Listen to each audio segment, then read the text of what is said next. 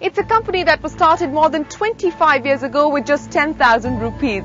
It's a company with a market capitalization of 1.5 lakh crore rupees. It's a company that employs more than 1.5 lakh people. It's a company that delivers on its quarterly promise quarter after quarter. It is Infosys.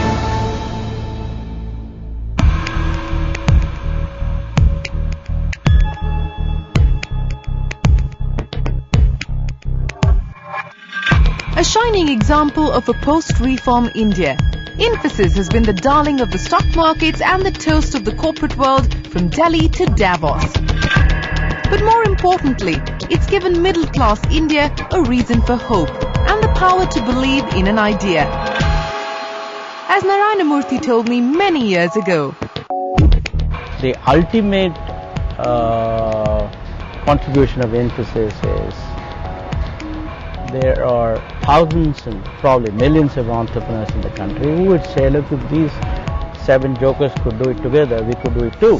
The success of the 7 samurai of Indian IT has been well chronicled. But there is another side to the Infosys story. A side that we don't hear about quarter after quarter. A side that doesn't make it to brokerage reports. But a side that is the heart of business.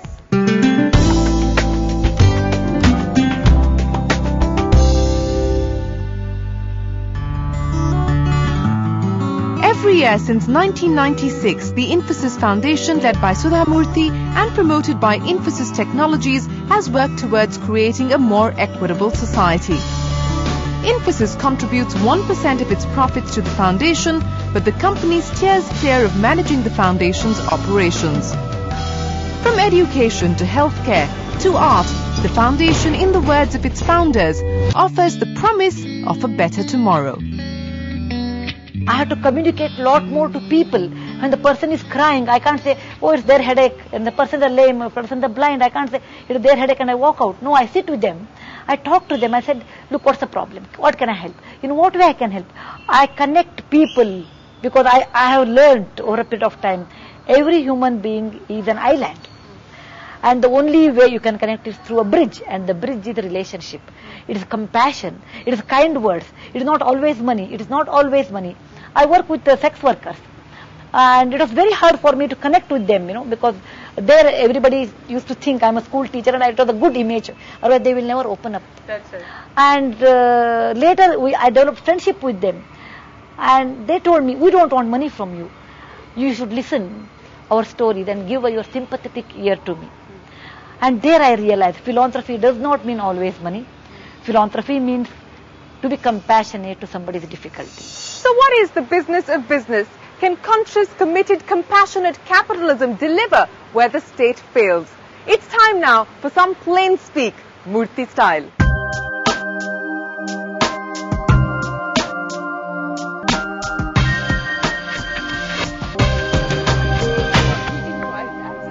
Murthy, many thanks for joining us on the Heart of Business, sir. How would you really, define the business of business in today's world, sir? Because if the business of business is not just doing business anymore, what is the business of business? I think the business of business is to add value to the society while being profitable.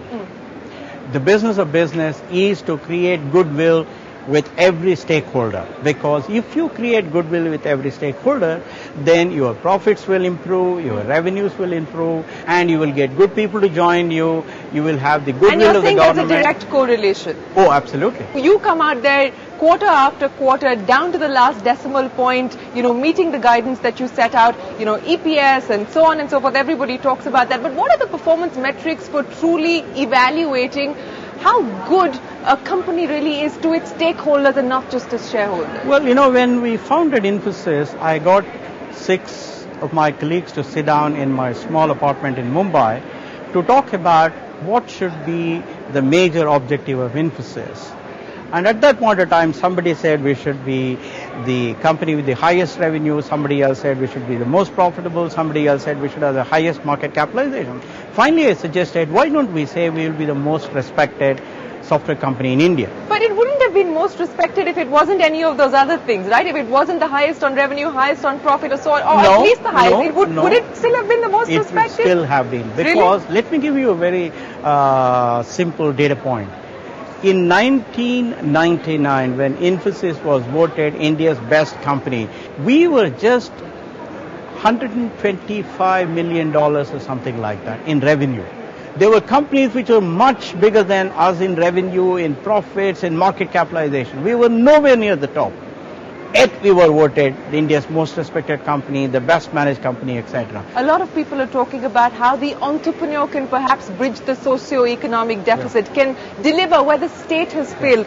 Is that really the role of the Indian entrepreneur? Oh yeah, pretty early in my career, as early as 1974, I realized that the only way poor societies like India can solve its problem of poverty is through entrepreneurship. By creating jobs, by creating wealth, by creating opportunity for youngsters, help solve the problem of poverty. That's how societies like India become better and better and better. So entrepreneurship is the only way that we can make this a better country.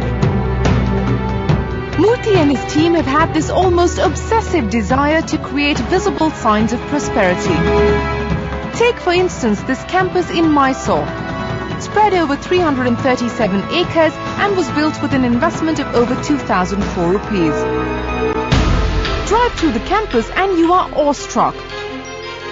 A cricket pitch, 485 faculty rooms, 42 conference rooms, a cyber cafe, 2 state-of-the-art libraries, multi-cuisine food courts, and even the world's largest corporate training center, with a capacity to train almost 14,000 Infosians every year.